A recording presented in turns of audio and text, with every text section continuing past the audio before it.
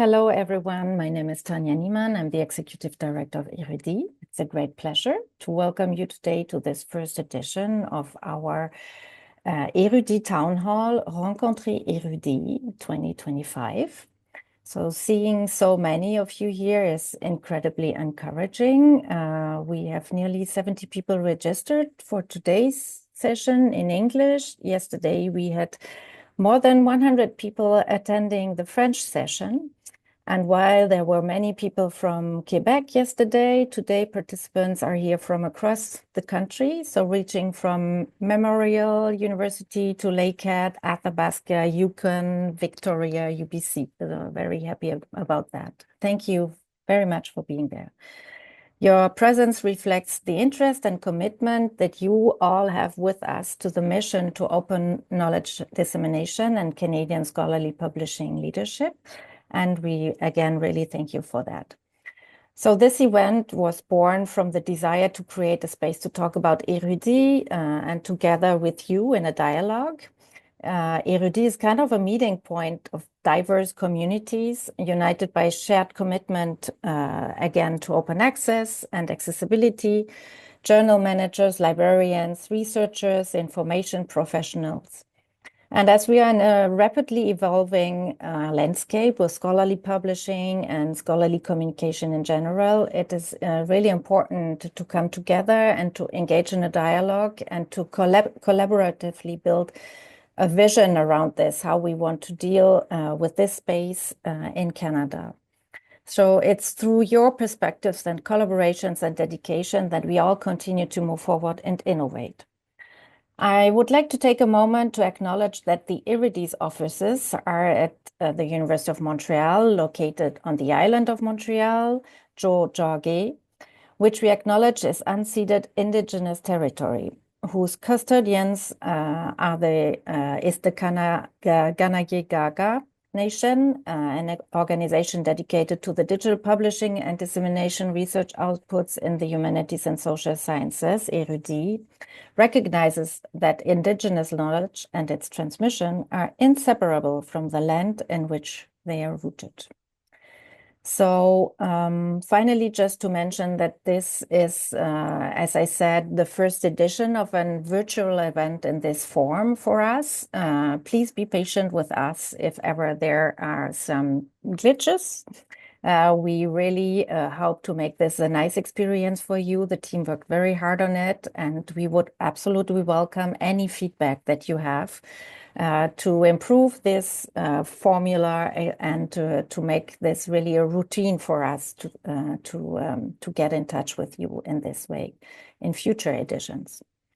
Before handing the floor to Frédéric Bouchard, the president of our board of directors, I would really warmly thank all the Rudit team for the organization of this event, for preparing so hardly and rigorously.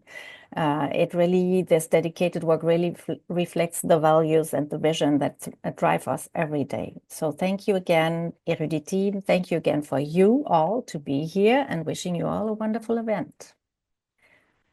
On to you, Frédéric. Merci, Tanja. Bonjour tout le monde. Welcome to you all. Thank you for taking the time in your busy days to participate in this town hall. As Tanja mentioned, so I chair the board of Rudit, and I also am involved with Coalition Publica, and I'm involved with my various hats in various committees and expert panels and so on. And I guess I want, before you begin your discussions on what can Rudit do for you and what can you do for Rudit, and frankly, I want to put it in a larger context. Is for the last few years, I've had the opportunity to discuss with various stakeholders in the research community, but also community organizations, NGOs, and industries. And there's kind of this emerging consensus, coast to coast to coast, right? That we need to do a better job in sharing the fruits of knowledge. And I put this very kind of high level, but it has many concrete consequences for how we do our work. And, it takes some time to translate into policies or institutional orientations. But Érudit is in a special place because in many respects, it's already implementing, what a lot of our colleagues elsewhere in our universities, in our libraries, in our communities are slowly waking up to the fact that we need to be in control of our own means of sharing knowledge because, some traditional partners or allies, have their own interests, and our interests may not always be aligned. And so we have to decide what kind of posture we want to adopt vis-a-vis knowledge. And Érudit for the last 25 years has made, the very conscious and deliberate choice before it was well known or well articulated that sharing knowledge in disciplines that may not always garner the attention of either the economic community or governments, but that sharing it in a joyous fashion, in a very generous fashion, helps us all individually and collectively in terms of flourishing. And this is, I think we realize the complacency we've had about this, how important our science is important to our national interest. And I just want to confirm to you that Érudit is there to support the flourishing of our communities through the sharing of knowledge. And we can do so because of your work, right? Whether you're a journal and you're actually creating these small communities, right, very vibrant in terms of knowledge production, whether you're libraries that help disseminate and offer expertise to help your communities, understand this new landscape. Whether your various roles in publishing, right, and you interact with us. Whether you're funding agencies, I just want to give a shout out, especially to Fonds de Recherche du Québec, SHRC, and CFI that have been very steadfast supporters. But more generally, university libraries in general and other libraries that do a really exceptional job every single day, creating the conditions for this sharing of knowledge. So where does that lead us for the next few years? Well, I just want to tell you that, however either the temporary setbacks or the complicated discussions around economic models and so on, in a nonpartisan way, it's clear that the horizon, I don't mean tomorrow for everyone, right? I just mean the horizon is something like diamond access. And this is true, in a Canadian context, whether you talk to Liberals, Conservatives, NDP, Bloc, Greens, this is a nonpartisan issue, is that, the direction is clear, but the rate of transition will vary depending from one community to the next. That's understandable. But the horizon is diamond access because there is, with the greater understanding that knowledge is essential for the flourishing of individuals and communities, with the questions we have about public finances and how should we support various institutions, models that basically make sure that authors don't have to bear the weight, their employers, don't have to sustain individual efforts, that the readers shouldn't be expected to cover everything, right? But again, this is not going to be done in one day, but this is something that I hear in my various discussions across the country. And oftentimes the stakeholders have never heard of the expression diamond access, but what they're expressing as the need and the orientation is something that in our community we would recognize as diamond access, with the clear understanding that this will not be done in a single day, and that different communities, both disciplinary communities, but even different stakeholders, will get to this horizon with different speed of transition, right?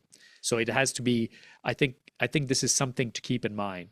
The other thing to keep in mind is both, I talk a lot to university administrations, is that initiatives, all actors hope for clarity about who are, if you will, the recognizable stakeholders or recognizable platforms or recognizable actors that support this national interest. And I just want to confirm to you that Érudit, but also PKP, it's not just Érudit and PKP, right? Other actors, but the community that you're participating in because you're here today is in fact recognized by the vast majority of major stakeholders as the de facto, if you will, national platform, right? And I say de facto because, you know, when you're doing complicated cultural change, there's always, I want to say, the disproportionate hope that by fiat, you know, something would be announced loud and clear and everybody would get the message on the same day. That's not how reality works. But de facto, through the works that your journals have been doing, through the works that libraries have been doing, in collaboration with Érudit, you've been building this national platform. And this is why we have an ever greater level of support. I don't mean just financially, but morally, operationally, and so on, from various actors in various fields. And so this is very heartening. And the challenge we have is that, like many national infrastructure, we are unknown to the public. And in many respects, that's understandable and it's not a problem. It is a hindrance when we discuss with some of our institutional partners if they don't know enough of the value we bring. But I just want to tell you, if you have any doubt, just give me a call and I'll talk to your, you know, CFO, or I'll talk to your, but it's de facto, we are the national platform helping Canada reach, you know, a greater sharing of knowledge. And for our communities, mainly, not exclusively, but mainly in social science and humanities, this is all the more important in a time where in other countries, such research is treated as tolerated or suspicious. And we're not here in Canada, but we should support our institutions that help disseminate such research with fervor. So I've spoken too long, but this is a subject that I'm very passionate about. But I just want to thank you all, I guess, for your collaboration in the joyous subversion. Let's call it like that. You know, the joyous subversion that you're doing. You know, it's easy to feel optimistic about the sharing of knowledge and to see all the troubles that are around. But I really want to reassure you that the work you're doing, either in journals or in funding agencies or in libraries, is in fact helping our communities, you know, build a better future. And this is not just, you know, wishful thinking. We're actually sustaining, you know, a positive national interest by sharing the knowledge widely and with joy. And so I wish you very good conversations. And again, if you're in your respective institutions, somebody is saying bah humbug and trying to not help support, you know, your sharing of knowledge, call Tanja and I'll parachute in and convince this person that if they really want to support national interest, they've got to support initiatives in social science and humanities and beyond, like Érudit. Thank you very much. Thank you, Frédéric. Thank you, Tanja, for this opening remarks. We are now welcoming Élise to talk about our current activity and our plan for futures, following by Vincent Larivière. Merci, Gwendal. I will share my screen. Not an easy job to talk after Frédéric. So thank you. Hello, everyone. I'm delighted to be here with you today to present two of our 2024 major projects, the implementation of ORCID and the various support for open access. Before, I would like to put some context around Érudit and its raison d'être, a way of underlining why we do what we do. So Érudit is an infrastructure for open digital publishing and SSH research. By infrastructure, I mean a set of elements that enable the digital dissemination of research. The first element, There you go. The first element of Érudit infrastructure is its most visible part, the platform, erudit.org, which disseminate more than 200,050 articles available 24/7, adaptable to all reading tools, iPads, phones, laptops. I insist on the 24/7 aspect because we have a readership who never sleeps, coming from around the world. There is a lot of traffic on erudit.org, and we have an IT team making sure, amongst other things, that articles are accessible on the platform, and at the same time that following their dissemination, articles have widespread reach and visibility. Our IT team constantly maintains the system necessary for the Érudit platform's existence. Today, we're proud to say that Érudit has become a national platform of 348 journals, of which 166 are in immediate open access. This is an important evolution since Érudit was created to help journals in their transition toward digital publishing and toward the digital context. A context that has its own logic, a different logic than the print logic. A logic that encourages another way of doing research. We don't search the same way we did when I was a student, for example. Today we search by clicking on a link, and behind those links, there's a lot of work. So this material work is another element of Érudit's infrastructure. It is one of our two pillars of what we do at Érudit. This very concrete work on articles, we say in our own lingo that we produce articles. And indeed, we produce and disseminate more than 10,000 articles per year.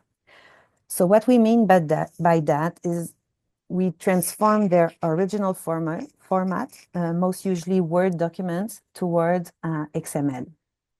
Why XML? Mainly because this format allows transmission of those articles to library catalogs, discoverability tools, indexers, disciplinary database, etc. This also makes those articles findable on Google Scholar. And speaking of, our team has worked for many years now with Google to ensure that articles are well referenced and in its search result. XML is an interoperable format between articles and discoverability tools, making them machine readable. And this is precisely Érudit's work, doing this material work and making sure that this work grows at the same pace as our industry best practices. Again, we're not doing research the same way we did. We need to link information differently. And as I saw Vincent's presentation yesterday, I already know that he will explain all this much better than me, so I will stop here. But just before, I want to say that this production job is made by our production team, 8 technicians manually tagging metadata, author's name, titles, subtitles, paragraph, images, here at Université de Montréal, with the help of custom tools made by our IT team.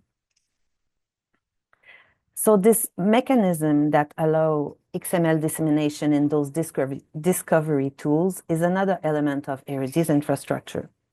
Érudit automatically integrates its content into certain discoverability tools through specific agreements, but also through open protocol like for Dimension or OpenAlex.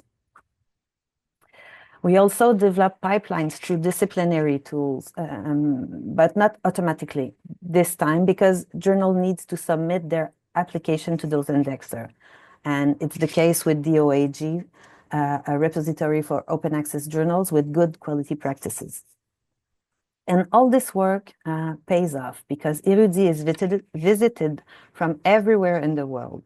75% of our page views come from outside Canada, for a total of 37 million of visits in 2024. You can see here that Canada is at the top, but there's many different countries also. So if we go back to what we did last year on our operational side, And this means that I'm not talking about all the work done to maintain our financing, all the representations of knowledge mobilization around open access, open science, a lot of work done by our communication teams. Thank you to them. So if I went back to operational side of things, I would talk about 4 main axes, which are dissemination and discoverability, that I already talked about, direct services to journals, I'll talk about this soon, Diamond OA development, that I won't talk about because my colleague Jessica Dallaire-Clark will do it, and norms and standard. And the first project I will talk about follows this last axe.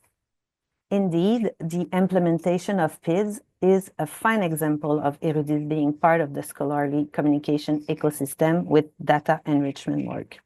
This is the work making those links that don't otherwise exist in this digital logic. For several years now, Érudit has been providing or making sure that every article published on its platform has DOIs. DOIs are stable URLs that enable an article to be retrieved even when its journal's address change. In 2024, we added ORCID identifiers to our data schema, linking researchers to their publication list. ORCID links information between data that are not linked otherwise. Over the next month, we'll also be continuing our work on Aurora, Researchers Organization Registry, identifiers, which links researchers with research institutions. Here you can see what this means in practice on the platform. Tomorrow morning, if Érudit was to shut down, all the articles will still be preserved in permanent archives like Portico, with whom we have an agreement, and will be retrievable thanks to their DOI. The second major project involves supporting journals in their move toward open access. And this can be broken down into 3 parts. There is, of course, the financial support of open access journals, which is done in close collaboration with CRKN. I introduced it, but once again, my colleague Jessica will tell you more about it. Next come the personalized support, and I underline personalized because at Érudit, you can talk to real people over the phone or by Zoom every day. Chloe Marshall or Hossein Shahab can answer your question, and not only around open access. But this team, however extraordinary, is not always enough. And this gives me the opportunity to say a word about the fact that with open access comes a lot of work for journals, for researchers, and also for libraries. And fortunately, we have established strong ties and even create initiatives like Coalition Publica to support and contribute to our Canadian scholarly communication ecosystem. A quick word on Coalition Publica, a partnership officially established in 2017 between Érudit and PKP, which offer OGS open source software, as you know. We've created a pipeline between Érudit and library OGS installations, but also OGS installations that are not hosted in the library. This to simplify and boost the dissemination of Canadian scholarly journals and bring together the results of Canadian research in a centralized access point. But more than that, my colleague Jeanette Hatherill, who's the senior coordinator of Coalition Publica, not only works with scholarly librarians and their journals, but also sits on committees such as CAR Library Publishing Committee Engagement Team, whose aims are to support our community. All this to say that our goal is to work in a way that is anchored in our environment. Last but not least, I want to talk quickly about Quebec's Réseau Circe, created a year ago. A network that brings together Quebec scholarly journals, university libraries, Érudit, and Vincent Larivière Discoverability Chair. The creation of this network is an opportunity to pool our expertise and services, our strengths. And while we are on the subject of helping journal making the transition to open access, a good example of this is the roadmap that will soon be launched by Le Réseau Circe, providing step-by-step support for journals who wants to get toward OA. Eventually, we intend to share this resource to the community for its adaptation to a wider Canadian context. That said, the Érudit team will always be there, and I'd like to take the opportunity to present you with a photo of this fine team, to which I'm so proud to belong. And finally, I invite you to consult our current annual report and previous editions to find out more about Érudit and our project, and it's all on érudit.org platform. Thank you.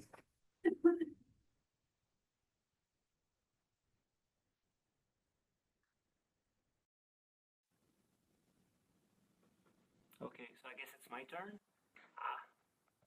Can you guys hear me? No? I had to lower that. Now it works, right?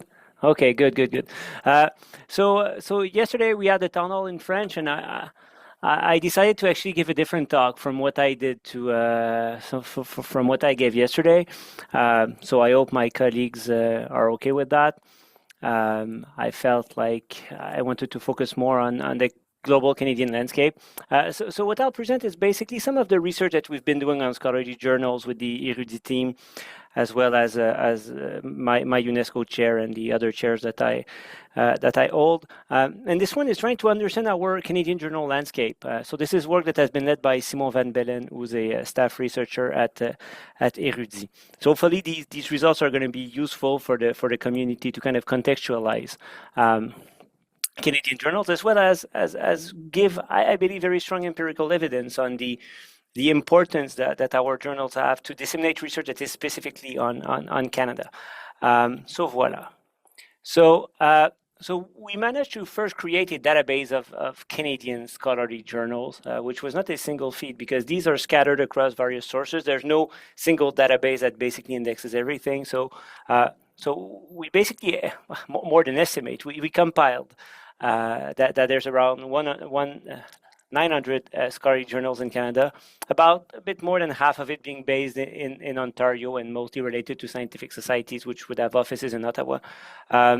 About 196 in Canada, a few in the Atlantic provinces, and then 72 in British Columbia and 94 in Alberta.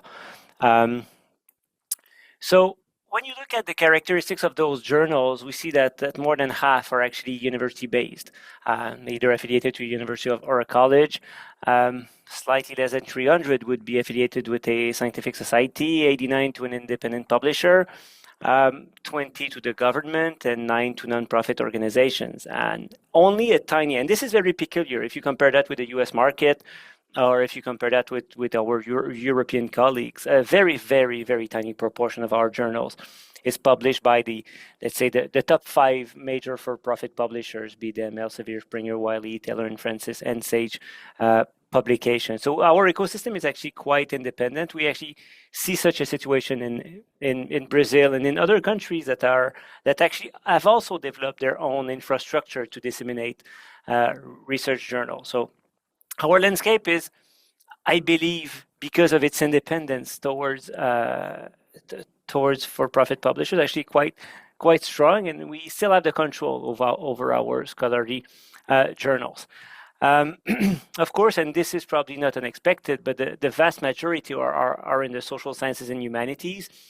Around 60% of all of the papers, because basically what we did there was actually to get not only these journals, but all of the papers that are published by those journals have at least 50% have at least one author from a Canadian affiliation. Around a third of papers are published in French, which is actually a fairly good representation of the place of the language in the country. More than half of the journals are open access, which is, again, I think quite a strength. And the other element, which I think is also a bit peculiar compared with, again, what we see in many countries, is that we do have government support for our journals. There's 2 programs, one in Quebec, one at the federal level, to support both the infrastructure, Érudit, as well as scientific journals individually. So Érudit is the platform that has the highest number of journals. Oh, actually, no, I'm reading that wrong. The majority of papers that are going to be in French are, of course, going to be on Érudit. UTP Press has about 15% of papers that are in French. Taylor and Francis, a much lower proportion. So we actually see, at least for the French part of the country, that there's basically two presses that do the dissemination in French, and a large proportion of what's going to be published in these other publishers are going to be in English. So there's some challenges, and you're of course all aware of those, I believe. What the figure shows is actually the growth of new journals, as well as the growth of journals that have actually stopped publication, and we see a growth in both curves. So there's still, our journals are still very fragile. International comparison shows that indeed Canada has a high proportion of journals that have disappeared. So we need to make sure that these continue to be funded. So in that context, the attraction of commercial publisher, I believe is a challenge, because these are journals that we collectively would lose control on, and in the long run, these are journals that would collectively cost much more. There's a decline of articles that are going to be submitted and published in French. Some bilingual journals are not publishing any French papers anymore. There's, of course, the challenges associated with open access mandates, and I believe especially the new ones that will come at the federal level. In a context where there's an exponential growth in research papers, basically the number of papers at the world level increased from about 2 million 18 years ago to about 8 million nowadays. So it's a bit crazy. Ensuring that our papers are actually indexed and discoverable remains, I believe, a challenge, combined with the fact that, as many of you know, many universities are not supporting their journals as they used to be, either through direct funding or through the recognition of editorial activities within those journals. So there's still a lot of work to be done on that front. So in order to document what's happening within our journals, there's actually quite a lot of challenges, because as I mentioned earlier, these journals are not necessarily indexed in all of the traditional databases. So if you take the Web of Science, which is which used to be the gold standard for such analysis, well, only 5% of Canadian journals are going to be indexed in there. So we cannot rely on that to do any type of analysis. But then there's the growth of new databases, one of them being OpenAlex, which is a fully open database in the sense that it's free to use. All of the data can be downloaded for analysis, and also it aims to be inclusive. So it's a database that actually does not use citation as a threshold for indexing. It really tries to index every scientific paper that is published at the world level. It does so imperfectly so far, but at least the target is to be inclusive of everything. So when you use OpenAlex, we've got about 85% of Canadian journals that are being indexed in there. But still, there's metadata quality. Again, there's a trade-off there where when you take these inclusive databases, the quality of the data is not always there, compared with the Web of Science that has relatively high quality data but low indexing. And there's still papers that remain absent. So what we basically did was to combine, to do our analysis. We actually use a third source, which is called Dimensions, which tries to do a bit like OpenAlex, is slightly less inclusive, but has higher quality metadata. And we combine that with Érudit. So as a platform, we have all of the metadata for the papers that are being indexed. So we compile that to really get a view of all Canadian research that is of all research that is published in Canadian journals. So we're comparing 3 groups of journals here, focusing on the social sciences and humanities, because this is where most of the data is. So the domestic nonprofit, which are the traditional Érudit journal, the domestic journals, but that are on commercial platforms. So papers published in the Big Five, and then the foreign commercial platforms. And then we're actually taking all of the papers authored by Canadian researchers, and basically looking at whether the papers that are published in our Canadian journals, be them non-profit or commercial, are actually of a different nature than the papers that we publish internationally. So we do have in there not only Canadian journals, but the entire production of our Canadian researchers, splitting it between that in our journals and that published outside. So small bibliometric analysis. And then we're looking at each article, whether it focuses on national Canadian-related topics, or it focuses on other topics, in which case we consider as international. And we're also looking at that by author affiliation. So first finding, which I believe is quite important and strengthen, again, the importance of our journals for specific types of research. When Canadian researchers publish in domestic journals, the scope is 2 times more likely to be nationally oriented than when it's published in foreign-based journals. So if you take arts and humanities, the top part of the charts, around 35% of papers published in Canadian nonprofit journals are related to Canada. When it's in foreign-based commercial publishers, it's going to be 12%. When you look at, so it's quite a striking difference. When you take social sciences, there's no difference between Canadian commercial or nonprofit, which I believe is a good news. But then when you compare with foreign journals, then you really see a big gap happening. So first major finding here, our journals are the home for type of research that actually matters for the country. There's also a strong topic difference. So let's start at the bottom of this figure here, which looks at papers published in business economics. You basically see that none of them are actually being published in Canadian journals, be them non-profit or for-profit. So that field is in a way totally internationalized, and it remains to be seen whether it actually focuses on Canada a lot, which is a big issue, but we'll not discuss that now. But when you look at the top of the figure, research on linguistic and cultural minorities, on immigration and demography, diversity, higher education, migration, these are topics that are predominantly relying on our national journal. And these are, again, fields that typically relate to common good, to things that are in many ways very important to the well-being of our societies. They rely on our Canadian journals. And then you see, of course, a gradient there, which, of course, again, not to repeat the business and economics case, but mostly what's going to be economically related is going to be more international. What's going to be more nationally related, or common good related, one could say, is going to be more at the top of the chart. I cannot not talk about open access here. Strong difference in terms of availability. So putting that figure in perspective with the other. So we've got journals that are nonprofit, that are community owned, that work on things that matter to the Canadian society, and that are also available to Canadian researchers and to Canadian, let's say, readers, wherever they may be.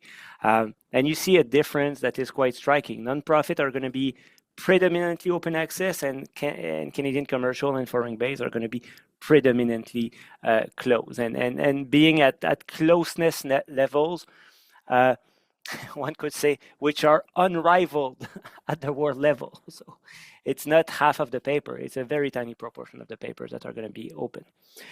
And then the last finding that I think is quite crucial. So we've managed to get consultation download information and looking at whether being published in a Canadian journal and focusing on Canada leads to less consultation.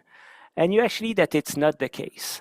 So if you take a paper, what's on the left here, so the scope of the paper, national or general or international. Papers that are published in national journals that are focusing on,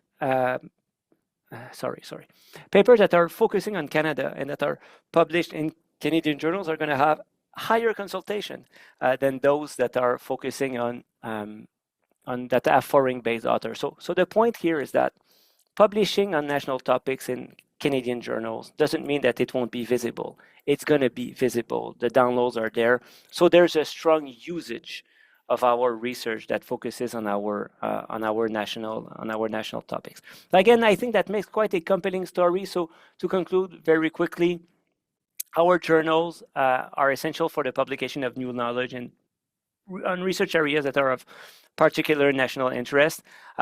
They're quite inclusive in many cases from a language point of view. Most of them are open access and they're compliant with the policies that exist as well as the policies that are going to come at the federal level, but we need to support them. and we actually need to make sure that our journals have enough funding to thrive. And funding is one thing, but they also need to be interesting for our authors, which, and I don't want to say too much on that, but the publication incentives that focus on international publication need to be rethought by our funders and universities to make sure that actually our journals can continue to attract great papers as it used to be. So thank you so much, and I hope to discuss those things with you later. Thank you, Vincent, for this perspective. Thank you, Élise, for this point about our current activity. We have now the pleasure to welcome in Jessica Dallaire-Clark. Thank you, Wendell. 1 second while I get my presentation sorted here. I'm presenting today on the Partnership for Open Access, and I wanted to underline that this presentation was developed specifically with the editors of scholarly journals in mind, to help you understand how we support you in collaboration with university libraries to work towards open access. I imagine that we have few in the audience today, but if any editors of cultural journals happen to be here, feel free to take a coffee break. But our librarians should stick around because this should be relevant for you too. So the Partnership for Open Access enables open access publishing in Canada by providing financial support to the non-commercial scholarly journals on Érudit from library partners. And it's based on collaboration between many actors in the Canadian research ecosystem. The POA is an expression of the global movement for diamond open access that Frédéric mentioned before, that's building a collective, equitable, and robust path for the dissemination of knowledge. During this presentation, I'm going to hopefully make sense of each of these points and try to focus on the concrete implications for journals on Érudit. So if your journal has been on Érudit for more than a year, you've probably seen one of these reports, which outline the payments we make to you. I want to talk about this line in particular. The partnership established with Canadian university libraries through their national consortium, CRKN. Whether your journal is in open access or it still maintains a 12-month embargo and collects subscriptions, this line here is the largest single sum you receive from Érudit in a given year. We also have 2 additional partnership agreements in Europe that add another smaller amount. While journals with a 12-month embargo will have subscription revenue from additional revenue from their subscriptions, like in this report here, these 2 payments are the total amounts that the immediate OA journals on Érudit receive. But why is this important? To understand that, we need to go back in time and think about the situation before the POA, more than 10 years ago. Érudit and the Canadian Research Knowledge Network, or CRKN, Canada's consortium for university libraries, had an existing relationship.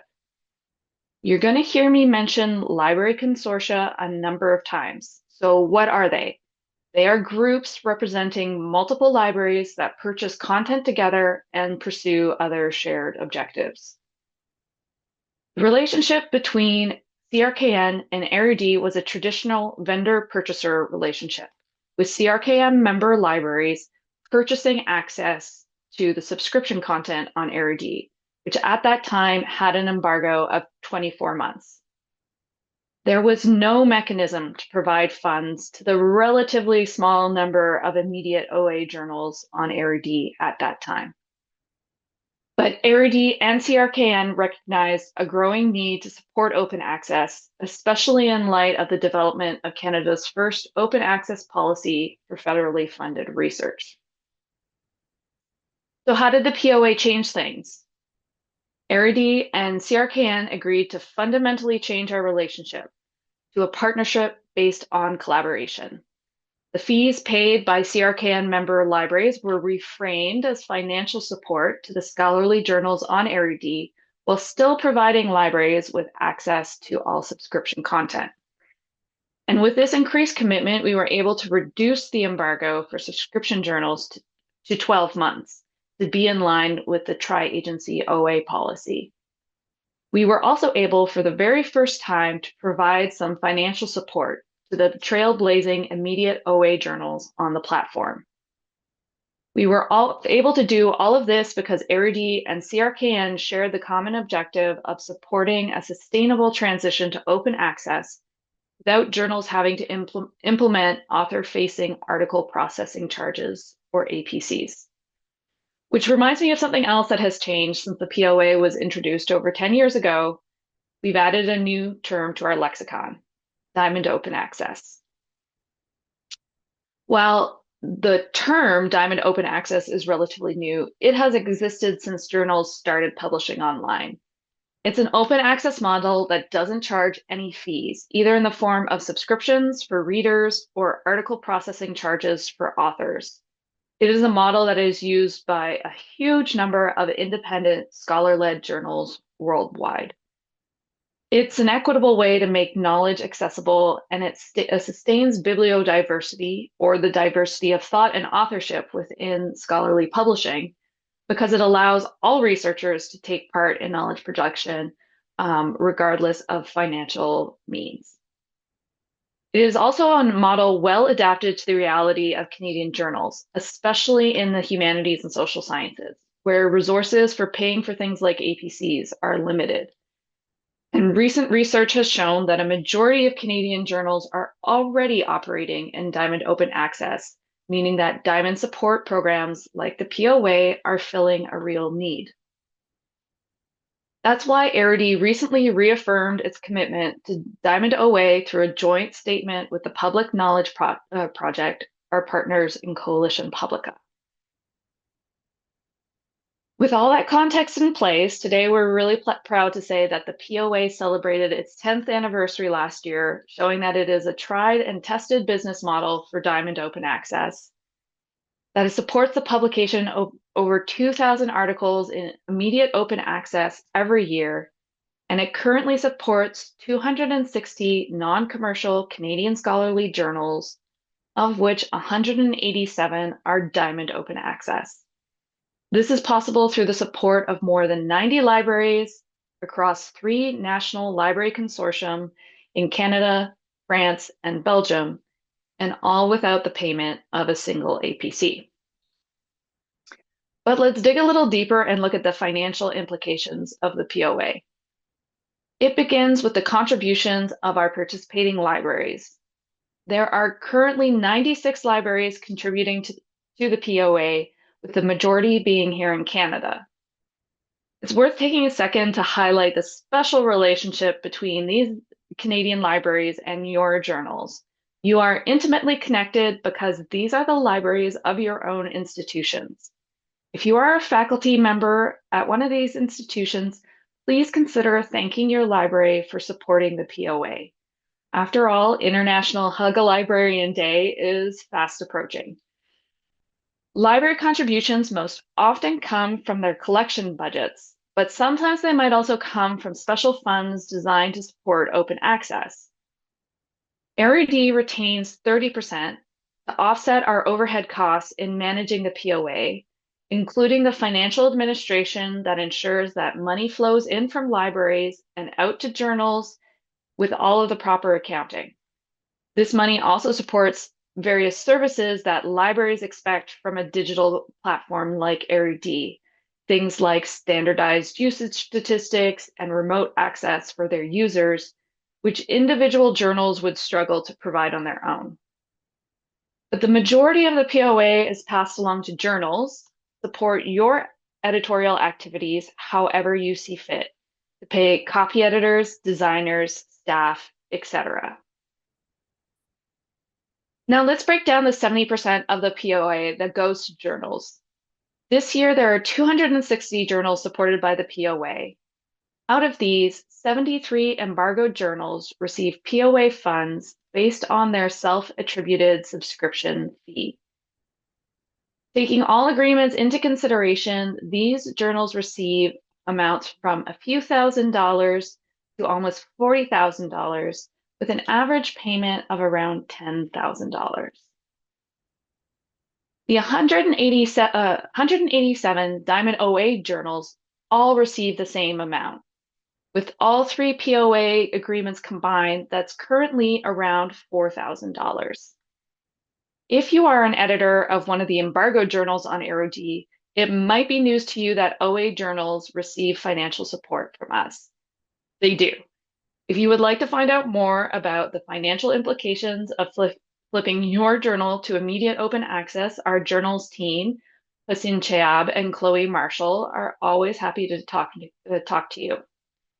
And because we often receive these questions from editors, your POA funds are not a grant, so there are no reporting requirements, and AeroD collects and pays the appropriate taxes, so journals don't have this added expense or administrative burden. But let's stop and consider this amount, what the POA currently provides to OA journals. While it is substantial, we are well aware that it is not enough to fully fund the direct costs of a journal through a whole year, and that for a lot of you, this is perhaps the only cash your journal has access to. But even still, you're making it work, likely with a lot of in-kind support from various sources, perhaps including your university library, and a lot of volunteer time that is often not recognized or rewarded as a contribution to research. Maybe you would really like to pay for professional copy editing or layout services, or employ a graduate student part-time to manage peer review.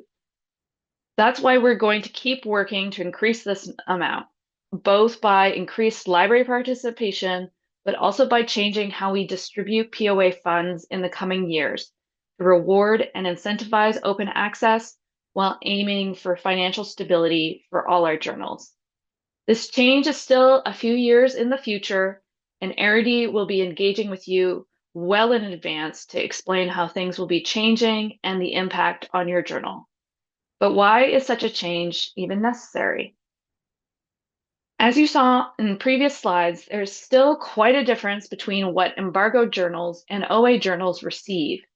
And given how our scholarly journal collection has evolved over time, both through the addition of new journals as well as through journals flipping to OA, we need to make sure that we are equitably serving all of the journals in our community. In keeping with today's theme, I wanted to share the POA's major developments of the past year. 2024 was our 10th anniversary, as I've mentioned a couple times already. We marked the occasion with a new logo and visual identity, as well as a new webpage. These efforts were undertaken in large part to support the renewal of our agreement with CRKN and Canadian University Libraries. A formal announcement of the renewal will be out soon. I've looked through my files, and according to some rough estimations, in order to renew this agreement, we held over 40 meetings, developed 8 presentations, prepared 2 videos, and authored an editorial that was published in University Affairs. I'd also like to highlight a new element of our agreement with CRKN, and this will be something that's included in the POA moving forward. The POA has always allowed libraries to make voluntary contributions, but we've decided to give this a new name, the Open Access Acceleration Fund. And this will be tied to 3 new recognition levels for libraries: champions, those who pay their base fee and make a contribution to the Acceleration Fund; partners, who pay their base fee; and allies, who make just a contribution to the Acceleration Fund. We've agreed that the Open Access Acceleration Fund will be shared exclusively with the immediate OA journals on AeroD. Looking ahead to what's coming up this year, we'll be renewing our other POA agreements with Couperin in France and the Bibliothèque interuniversitaire de la Communauté française de Belgique in Belgium. We'll be exploring ways to expand the POA into new markets, and we'll build collaborations with other Diamond OA initiatives. And thinking even longer term, We are planning to maximize new investments in the POA to stabilize journal revenue and distribute POA funds more equitably. We will work to transform other agreements that function on a traditional vendor-purchaser basis, partnerships, and we will be supporting journals as their funding environment changes. In particular, the journals funded by the Fonds de Recherche du Québec, who will need to adopt a Diamond OA model by January 1st, 2028, and SSHRC's Aid to Scholarly Journals program, which is in the process of being revised in order to align with the new tri-agency OA policy that will be published by the end of this year, which we already know will require immediate OA for federally funded research publications. And these last points are really important, not only because many journals are stressed and wondering about how they'll be able to flip to OA, but because these policy and funding changes are monumental.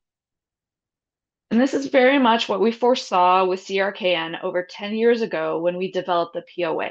There would come a time when the support for open access would touch every part of Canada's research ecosystem, and that Canadian journals would need to embrace open access, that APCs wouldn't make sense for most of them, that they'd still need the resources not just to survive, but to thrive in a new OA environment.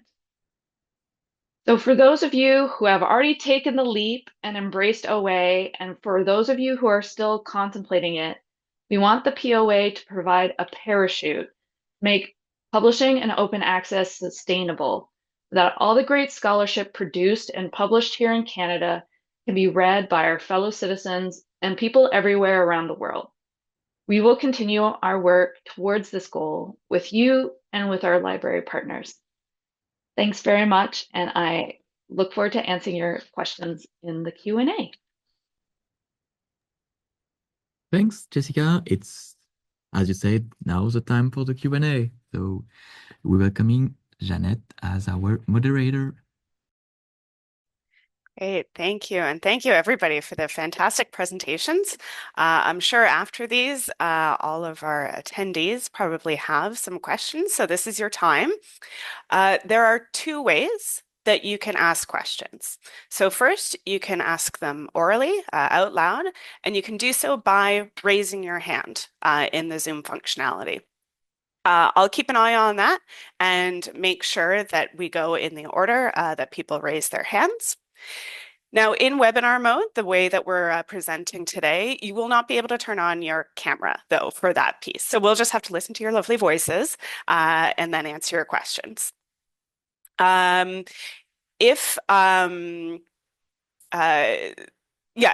you won't, it's being recorded as well. So if you prefer not to be heard or just prefer to answer or ask your question in the other way to pose your question, you can write it using the Q&A tool.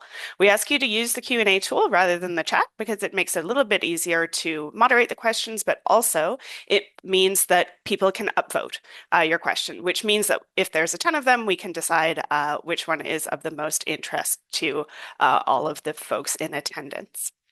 And then finally, speaking of written questions, you may have noticed throughout the session today that there's been quite a few questions that have been asked by the same person. Laurence Landry, who is our wonderful colleague at Érudit, has been putting in the chat, in the Q&A, some of the questions that were asked in the registration form. There was an open text box for people to pose their questions in advance of the meeting. And so we just took the opportunity for all of those who weren't kind of covered by the presentation content to go and have an opportunity to have those questions answered. So pop in, take a look at some of those questions, and we'll get to those. And you might find some interesting answers in there. So with all that said, I'm looking over now, and we have some questions already coming in. So I'll pop over to those, and I will say, Sarah, could the slides be made available, or could the recording be made available? Yes. Gwendal would like to answer this question live. Yeah. Of course, it will be retransmission. It will be rebroadcasting for both languages, French and English. And if all the panelists are okay, we're gonna also share their presentation in few days. Merci, Gwenda. Our next question is from CALJ, the Canadian Association of Learned Journals, who asks, does Érudit have any capacity or are there any plans to work towards immediate publication for individual articles versus full issues? So this, I believe, refers to the idea or the concept of continuous publication. So I think I might turn it over to Chloe Marshall, maybe to pick up that question. Right, yeah. So we currently have several different ways of working with continuous publication models. So in terms of immediate publication for individual articles, if we're looking at the continuous publication model that works on a rolling basis, rather than, for example, forthcoming issues or early view issues, this we manage in a kind of batch process. So because Érudit will for those journals that use OGS, harvest the issues directly from the OGS, we would then essentially we kind of receive a notice when new articles are published. And so if we've sort of got the go ahead from the journal that they're using a continuous model of publication, we would then proceed by harvesting in several batches throughout the issues open period, harvesting these issues and disseminating them on Érudit. So this is possible.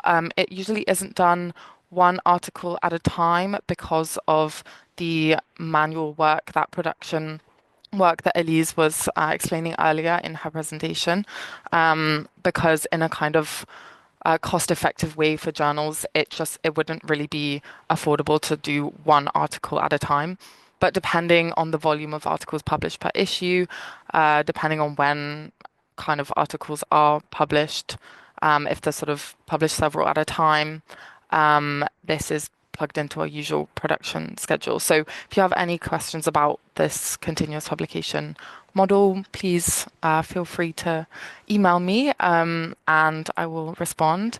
It is slightly different for sort of forthcoming early view continuous publication, but we don't generally treat those sort of pre-publication forms. And yeah, I hope that responds to the question. Thank you, Chloe. Did anybody else on the call have anything to add to that answer? I'm seeing that it was well answered by Chloe. Thank you. Okay. There is a question from Vanessa asking, who I think was in attendance at yesterday's presentation, who says, the question was asked yesterday, but is worth asking again here. Why are journals with moving barrier, i.e. receiving subscription revenues, in average better funded by the POA than the Diamond Open Access journals? It does seem a bit counterintuitive. So Jessica, over to you. Thanks, Vanessa. I think it's a really important question, so I'm really happy that you brought it up again today. It is counterintuitive, and we really hope to work with our library partners over the coming years to get to a position where the Diamond Open Access journals are better funded than they are right now. And part of the plan to do that is transition to another model for distributing the funds from the POA that I mentioned, which is still a few years down the line, going to have its own engagement strategy along with it. So you're not going to be surprised by it in any way. But in order for us to implement that and to do it in a way where journal revenues are stable, we require some increased investment in the POA, and we're going to be seeking that out with our partner libraries in the coming years. part of what's going on is that even though the POA has been around for 10 years, it's still a new model. It's a new way of supporting scholarly publications. And we're still trying to convince people who are used to paying for a product to instead pay to support a system wherein everyone benefits. So we still have some challenges there, but we are tackling them head on, especially in collaboration with our partners at CARKN. Thanks. Thank you, Jessica. And merci from Vanessa. Continuing on, Jeanette? Tanja. Yes, Yes, sorry. Maybe by I all can means. just add a little point to the full explanation Jessica just brought up. To say that we in Érudit, we have a lot of it's a transition to OA. So as we have shown, you know, the numbers are evolved a lot over the last years from more journals using subscriptions in the past and few journals being in open access. So there was a shift in these numbers so that we have more journals now in open access and fewer using subscriptions. And the way we worked, we kind of have a legacy there because formerly the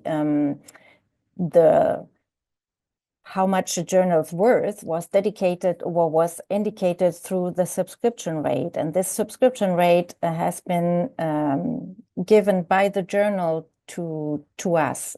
So how much a journal's worth has been, there also be, how can I say that? Not necessarily counted with numbers that are related to Érudit. So there's now, we need to manage a shift towards a new way to say how much do we pay in the future for a journal that is in open access that do not have a subscription rate. So we are really in a new way of redistributing this money in a world where we don't rely on subscriptions anymore. So the numbers that you see there are between a subscription world and an open access world. So the transition that all the environment is going through, Érudit with this model is going through it as well. And I think this is where it's counterintuitive to see that there is a redistribution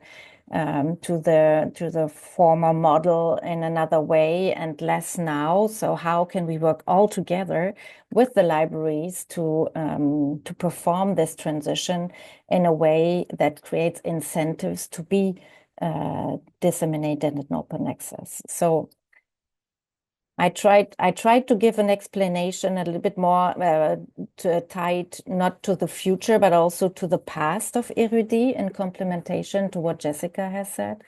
It is not easy, and we are all into this boat together, and we really hope that the library community in the future that really often asks for the journals and the Érudit community to flip to open access, that there will be support consecutively in order to do this transition together with us and you as the journals.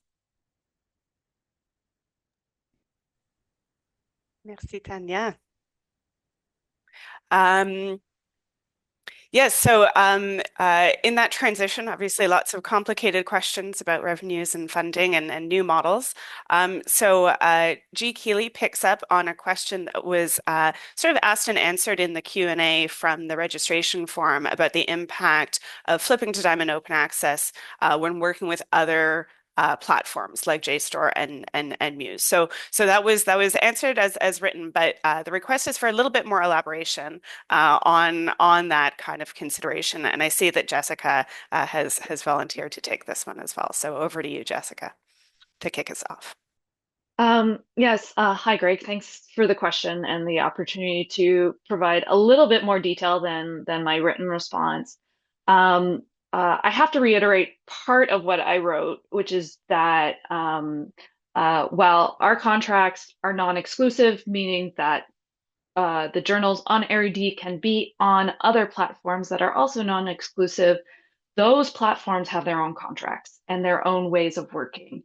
And we do not necessarily have a direct view either of those contracts or their practices internally. So if you're part of another platform, you do really need to speak directly with them about what the implication with your relationship with them, what the implication is around switching to a full open access model. However, what I think might be underneath your subsequent question is that one thing I'd like to assure everyone right now that as things stand, we are quite aware that there's not enough money in the POA yet to make a sustainable transition for all of the journals on ARUD. So we are still in a situation where each journal gets to choose individually for its own reasons when it wants to remove the moving wall from its content on ARUD. We provide our support through the POA with funding, through the assistance that our journal team provides, guiding you through all of the different choices that you have to make when you're doing that. But it still ultimately remains a choice of each journal.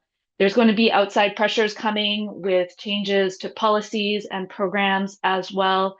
And each journal is going to have to hold all of those things in a balance along with the revenue sources that they might have from outside of their relationship with ARUD. So I know that that's not an easy answer. It's a complex, very individual picture for each journal. Hey, Jessica, anybody on the call want to add anything to Jessica's comments?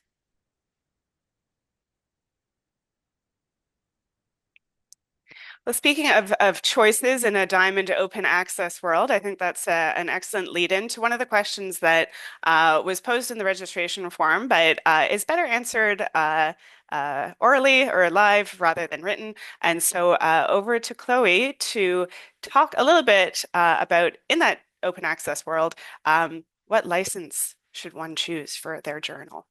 So Chloe. Hi, so I'm not going to tell anyone which license you should choose as such, but mainly to specify, because we received this question about what open access license should I choose. And while ARD will always offer advice and point you towards resources, we can't, say you should choose this one or that because, as Jessica just mentioned, it is kind of a unique choice for every journal in the transition towards open access, but also with all of the different choices that come inside of that big choice. So essentially, ARD does not.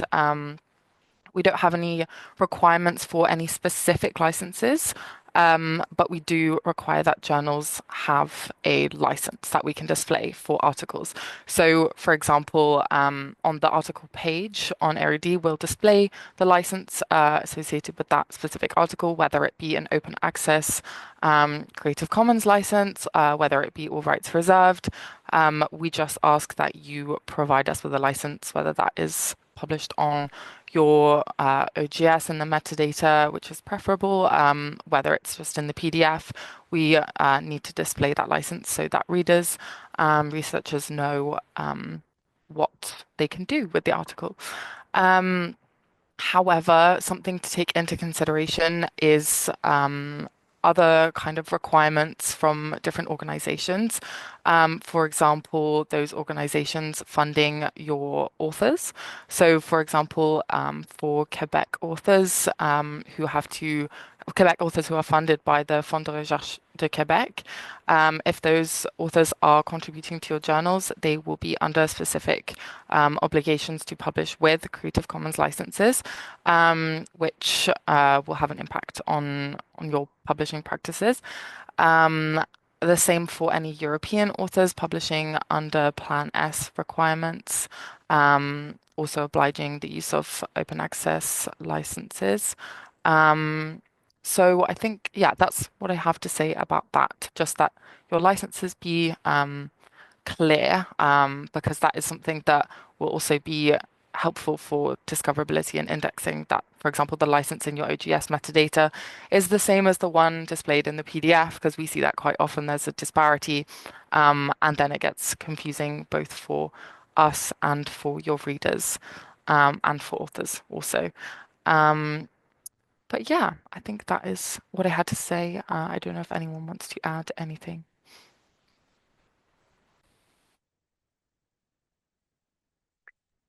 Or maybe just a shout out to your librarians who can help you with choosing the proper license for you.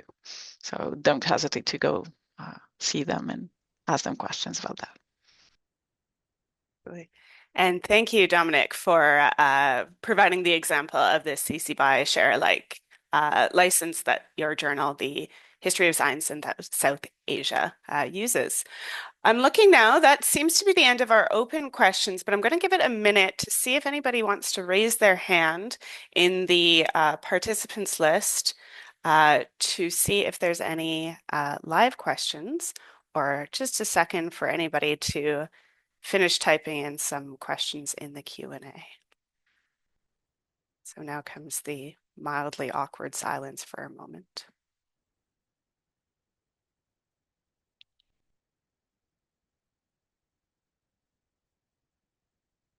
Oh, I see another one here from Vanessa asking Vincent, why are hosting organizations not supporting journals as much as they used to, considering that journals are places where new knowledge is produced and disseminated, but also springboards for new research? Isn't it in their interest to support the publishing community? Yeah, no, I agree. It's a tough question. We can think of structural reasons again. Since the mid 1990s, many journals in many parts of the world have stopped from being university published to being published by for-profit publishers. Again, going back to the data that I showed, the Canadian case is quite unique. If you take U.S. papers, for instance, or Dutch papers or German papers, are going to be much more published by these for-profit publishers.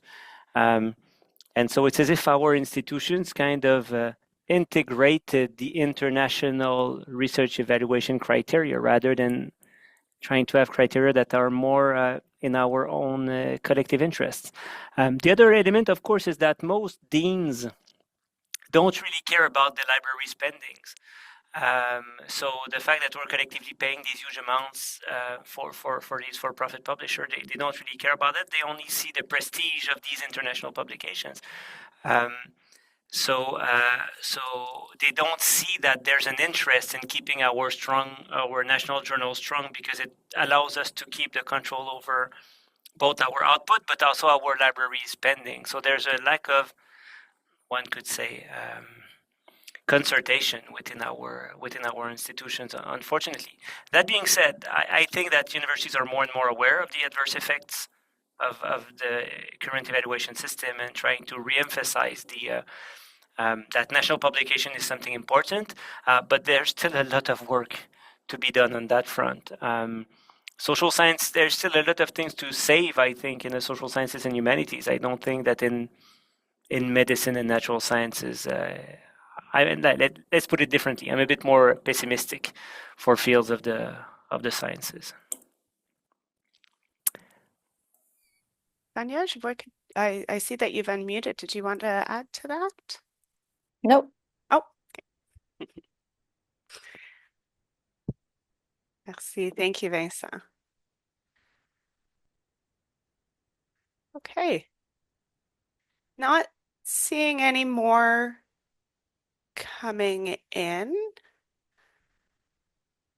No hands raised. I'll give everybody just one more moment.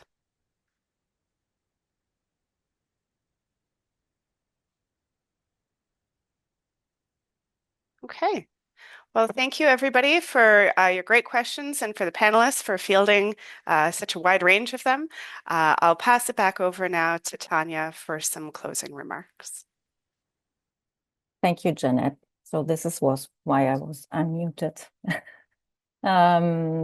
Yeah, we are already at the end of this event. So thank you so much, really, for your presence and engagement in this discussion. We are, I think, as demonstrated through the different questions and the presentations, I go out with the feeling out of this town